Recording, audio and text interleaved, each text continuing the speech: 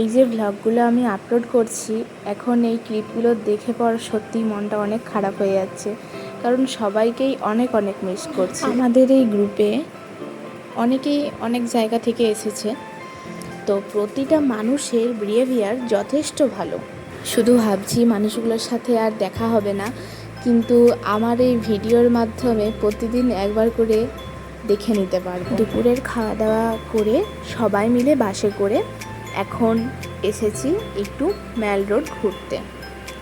তো চারিদিকেই এত রকম জিনিস দেখে কোনটা নেব আর কোনটা নেব না এখানেই ডাউটে আছি। কিন্তু সবাই বলছিল যে সিমলাতে জিনিসপত্র নেওয়ার কোনো দরকার নেই, সবাই মানালিতে নেবে, কারণ সিমলার থেকে মানালির জিনিসপত্রের দাম নাকি অনেকটাই কম। তো সবাই মিলে হেঁটে হেঁটে যাচ্ছি।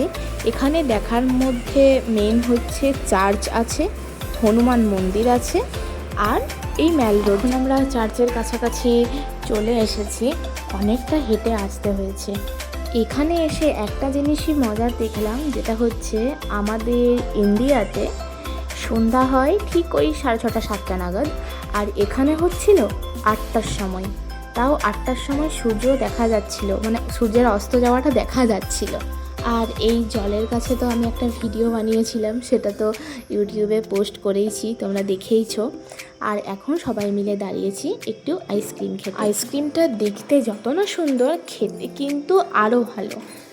আর ডেকোরেশনটা তো খুবই সুন্দর। ওপরে বিস্কিটটা তুলে আগে খেলাম, আর এখন সবাই মিলে দাঁড়িয়েছি মোমো খাওয়ার জন্য। শুধু মোমো না, পরে আবার কর্ন খেয়েছিলাম। তাহলে আজকের মতো আসি, টাটা।